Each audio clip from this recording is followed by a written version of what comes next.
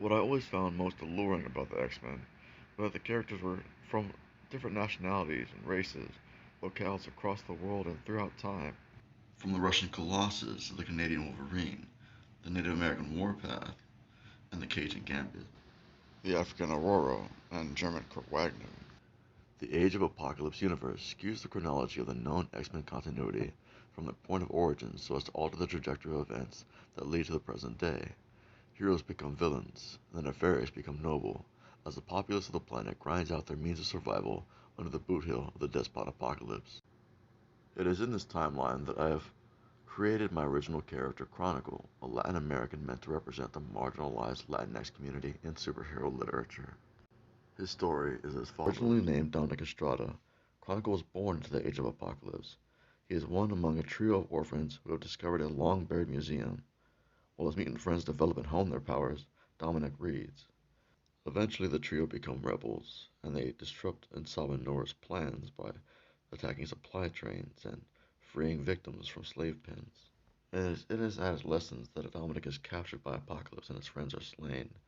He is experimented on by Apocalypse until he is bombarded with tachyon radiation, which unlocks his latent ability of temporal displacement.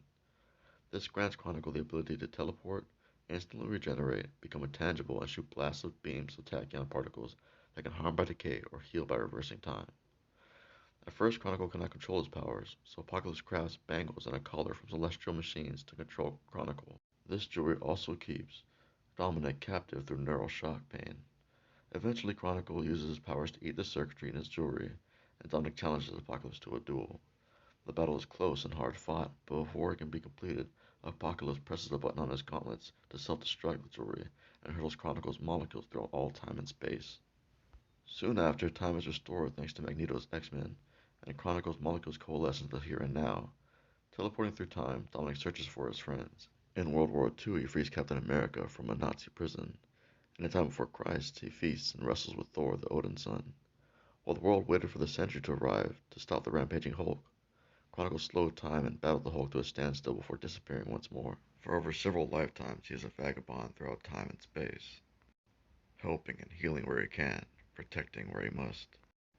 Finally, he meets a youth in a blue and red costume with a spider emblem on the chest, who guides Dominic, now known as Chronicle, to a mansion marked with an X, labeled with a plaque, the Xavier Institute.